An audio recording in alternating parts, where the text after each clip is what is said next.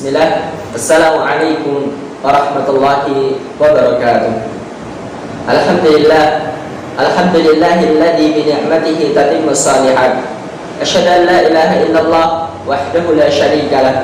Wa asyhadu anna Muhammadan abduhu wa rasuluh la nabiyya wa la rasula ba'dah. Para santri yang insyaallah senantiasa dirahmati oleh Allah Subhanahu wa taala. Insyaallah pada kesempatan kali ini kita akan melanjutkan pembahasan materi nahwu yang telah kita sampaikan di pertemuan yang lalu. Pada pertemuan yang lalu, dalam pembahasan nahwu kita telah menyampaikan apa itu yang dinamakan dengan al-qalam. Al-qalam. Ada yang masih ingat apa itu al-qalam? Nah, al-qalam adalah susunan kata atau di dalam bahasa Arab itu kata itu kalimah yang mempunyai arti sempurna. Dan ini seperti al-qalam itu artinya bahasa pembicaraan. Nah, sebagaimana kita mengatakan mengucapkan Zaid, paham enggak? Kita pasti enggak paham. Maksudnya apa? Zaid mengapa? Atau enggak kita mengatakan berdiri, paham enggak? Pasti kita juga pun enggak paham. Siapa yang berdiri? Nah, oleh karena itu tidak begitu pun di dalam bahasa Indonesia Zaid berdiri. Paham enggak? Kalau kita beritahu dengan Zaid berdiri, kita pasti paham. Sebagaimana di dalam bahasa Arab itu dinamakan ada al-qalam. Al-qalam itu susunan-susunan kata yang digabungkan kemudian memiliki arti yang sempurna. Kemudian kita masuk kepada pembahasan kalimat atau dalam bahasa Arab itu kata. Nah, kalimat di dalam bahasa Arab itu ada tiga. Yang pertama ada isim, yang kedua ada fi'il, yang ketiga ada huruf. Kemarin isim apa? Isim artinya adalah kata benda. Kata benda. Fi'il apa? Fi'il adalah kata kerja. Kata kerja. Kemudian huruf, ya huruf. Kemudian kita akan masuk pembahasan sesuai yang ada di buku antum di kitab Mustarak. Pertama pembahasan tentang isim. Ya. Kita akan masuk pembahasan tentang isim. Kita nanti di pembahasan ini akan mengenal lebih detail apa itu isim dan bagaimana kita mengetahui bahasanya itu isim. Kita pahami dulu apa kemarin penjelasan isim yang ada di buku antum. Nah, isim adalah kata yang menunjukkan kata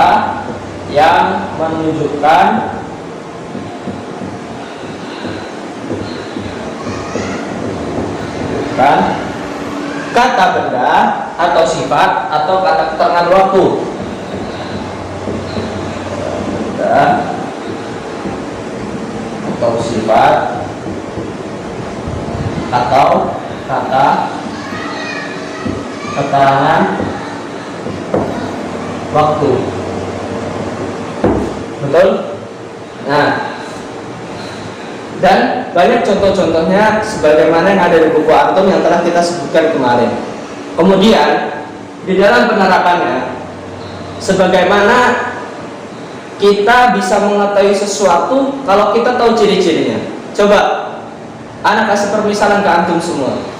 Nah, ketika anak menyebutkan hewan apa yang memiliki 4 kaki kemudian lehernya panjang, pasti akan terbesit langsung di dalam pikiran antum itu jerapah. Kemudian jika anak katakan hewan apa yang memiliki hidung panjang kemudian telinganya lebar dan badannya besar, pasti akan terbesit di dalam diri antum itu adalah gajah. Kenapa langsung terbesit? Karena antum tahu ciri-cirinya. Nah, sebagaimana isim juga memiliki ciri-ciri yang nantinya akan membantu kita mengetahui di dalam bahasa Arab, oh ini isim ya, oh ini bukan isim. Nah, bagaimana kita tahu ketika kita tahu ciri-cirinya? Nah, makanya oleh karena itu kita akan masuk ke pembahasan apa saja sih ciri-ciri isim. Nah, tanda-tanda isim atau ciri-ciri isim kita akan masuk. Tanda tanda isim. Nah, sambil antum lihat foto yang Anda kirimkan ke antum, ya. Tanda-tanda isim. Yang pertama di situ menerima tanwin. Menerima tanwin.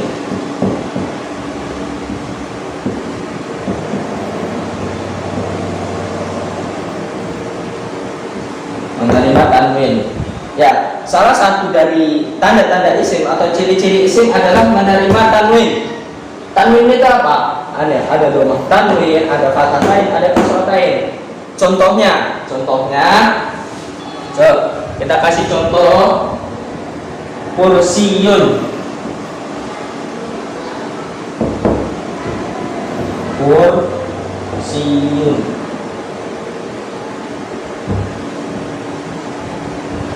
Kursiyun. Menerima tanwin atau enggak ya? Nah, dia menerima tanwin, maka dia disebut isim. Kemudian syahrun. Syahrun.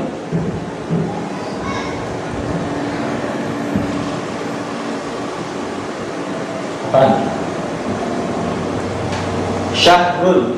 Dia menerima tanwin enggak? Nah, dia menerima tanwin, maka karena itu dia disebut dengan isim. Kemudian contoh yang lain, apa lagi? Qalamun.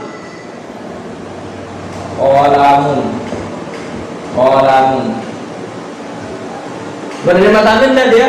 Nah, dia menerima tanwin. Maka karena itu juga dia disebut di dalam isim. Dan banyak-banyak contoh yang lainnya yang nanti antum bisa cari sendiri. Di sini ada kursiyun. Apa artinya kursiyun? Kursi. Di sini ada syahrun. Apa artinya syahrun? Syahrun itu bulan. Kemudian ada qalamun. Apa artinya qalamun? Qalamun adalah pena.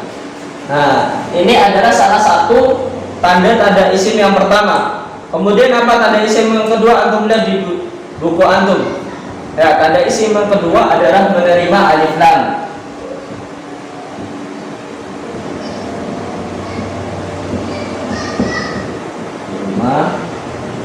Alif lam.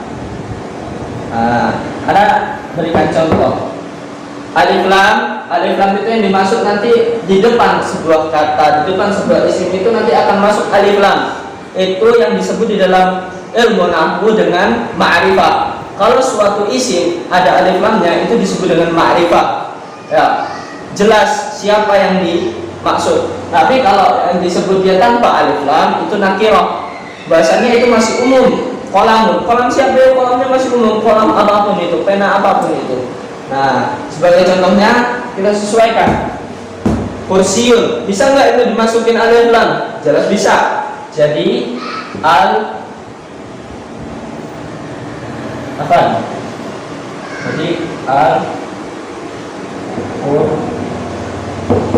al-kursiyu.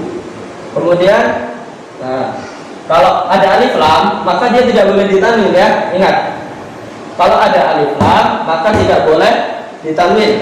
Kemudian apa? Asyahru. Masuk, dia bisa nggak dimasukin alif lam? Tentu bisa. Apa jadinya? Asyahru.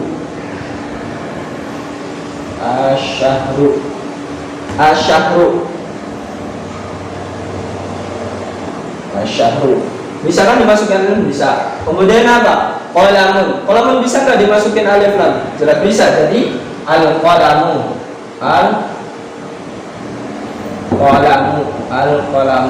Nah, ini adalah tanda-tanda yang kedua dari isim masuk menerima alif lam. Nah, kemudian kita masuk ke contoh yang ketiga. Contoh yang ketiga dari isim adalah didahului oleh salah satu huruf nida atau panggilan. Ya, kalau dalam bahasa Indonesia seperti kita memanggil, ibaratnya kita memanggil siapa? Ahmad. Wahai Ahmad, wahai Ahmad. Nah, wahai di sini dalam bahasa Arab diartikan dengan ya. Ya Ahmad, ya Muhammad, ya Ali. Nah, di situ berarti apapun kata yang didahului dengan huruf nida berarti itu adalah isim. Nah, kita tulis dulu. Didahului oleh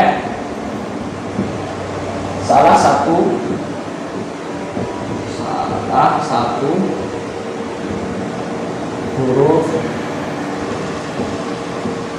nida atau panggilan.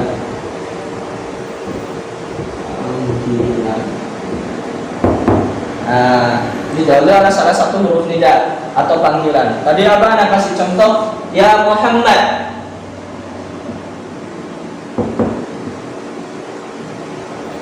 Ya Muhammad. Kemudian apa lagi? Ya Ahmad.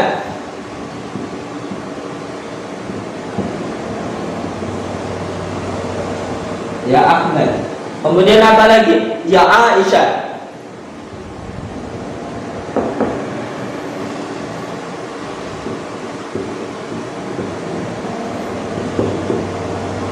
Nah, intinya semua kata yang bisa dimasuki dengan huruf ya, bisa dimasuki dengan huruf nida, diawali dengan huruf nida, maka itu disebut isim.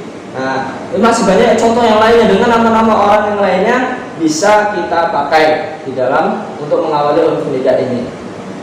Ya, mungkin ini bisa ditulis dulu, bisa ditulis atau nanti bisa skip di sini. Silakan nanti di skip. Ini anak hapus.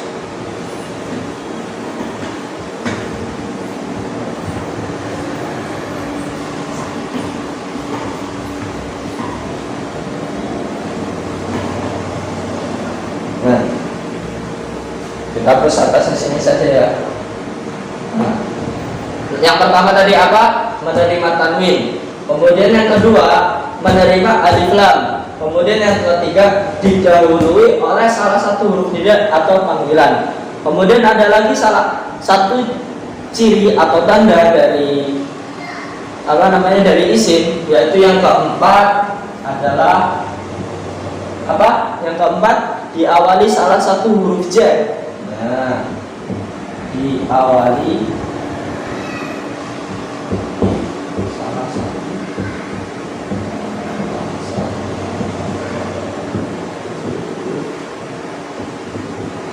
j. Nah, apa itu huruf j? Huruf j itu tuh huruf yang nantinya membuat suatu kalimat itu tuh berharokat kasroh atau kasrotain. Ya, huruf j itu majrur itu kasroh. Nah, contohnya apa? Contohnya ala kursiyin, ala kursiyin, ala kursiyin. Kemudian apa lagi? Fil baiti, fi al baiti.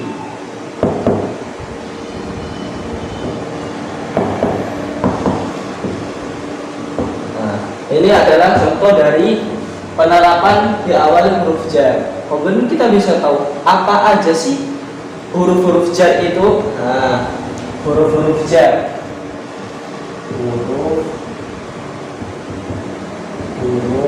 jar. Mungkin antum ya sudah dari pondok sering mendengar apa aja sih huruf jar itu. Nah, di sana ada min, ila, an, ala, fi, kabili. Kalau kita ya nanti untuk ngapal min,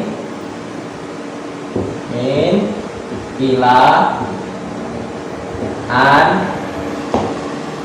ala, fi, ka,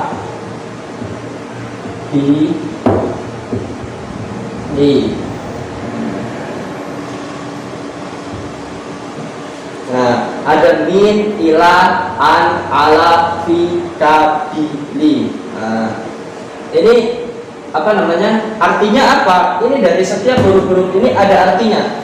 Tapi huruf-huruf ini bisa dipakai dan memiliki arti ketika dia bersambung dengan isim. Kalau dia berdiri sendiri, dia nggak tahu artinya apa. Nah, bisa dipahami. Nah, jadinya huruf-huruf ini jika ingin memiliki makna, maka dia harus bersambung dengan isim. Ya, pertama kita artikan min. Apa artinya min? Min itu artinya dari. Kemudian ila. Ila apa artinya ke? Contohnya min apa? Saya dari sekolah. apa? Minal madrasah. Kemudian ila, saya pergi ke pasar. Adhabu ila suki. Nah, itu contohnya. Kemudian an itu sama artinya dengan min, dari. Kemudian ada ala. Apa artinya ala? Ala itu di atas. Ala itu di atas. Contohnya apa? Alal maktabi, di atas meja. Nah, itu atas. Kemudian ada fi. Apa artinya fi? Fi itu di dalam. Fi itu artinya di dalam. Contohnya ini tadi fil baiti, di dalam rumah. Nah, ka itu artinya tuh seperti. Nah, contohnya adalah Ahmad kal asadi. Apa artinya? Ahmad itu seperti singa. Nah, itu contohnya. Seperti. Bi itu dengan. Nah, contoh bi itu dengan, lam itu untuk, li untuk siapa. Nah, ini adalah tanda-tanda isim diawali dengan salah satu huruf jar. Kemudian kita masuk ke tanda-tanda isim yang terakhir. Ada yang kelima, di situ bersambung dengan isim lain. Nah, yang kelima ya, bersambung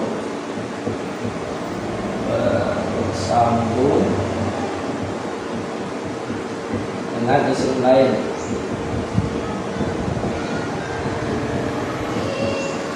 Isim lain. Atau yang biasa dikenal ketika nanti anda sudah mempelajari nahwu, itu yang dinamakan dengan mudhof wa mudhofun ilaih. Nah, nanti saya berjalan waktu antum bakal tahu apa itu mudhof ilaih. Nah, contohnya apa bersambung dengan isim lain? Nah, contohnya anda kasih tahu kitabun itu isim bukan? Isim. Kemudian nahwun, an-nahwu isim bukan? Bisa dimasukin tanwin dan bisa dimasukin alif lam. Itu isim juga. Nah, itu kalau disambung bisa nggak? Bisa. Apa jadinya? Kitabun nahwi.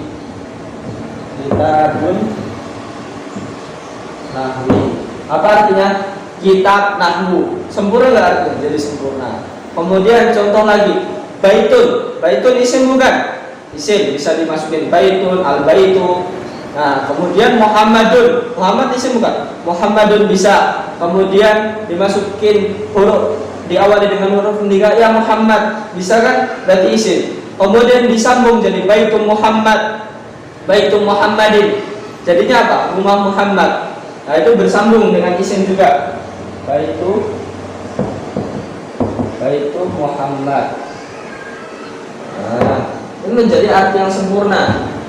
Nah, jadi untuk teman-teman, ini adalah contoh-contoh atau ciri-ciri tanda-tanda isim. Jadi gimana kita mengetahui nanti di dalam bahasa Arab mana isim, mana fi'il, mana huruf, dan mana isim? Nah, ini antum ketika tahu cara ciri-cirinya, maka antum nanti bisa menentukan, oh ini adalah isim, oh ini adalah fi'il. Nah, ini untuk ciri-ciri isim. Nanti antum bisa lebih memudahkan antum dalam membedakan mana isim dan mana yang bukan isim. Jadi untuk para santri sekalian, mungkin ini saja yang bisa ana sampaikan.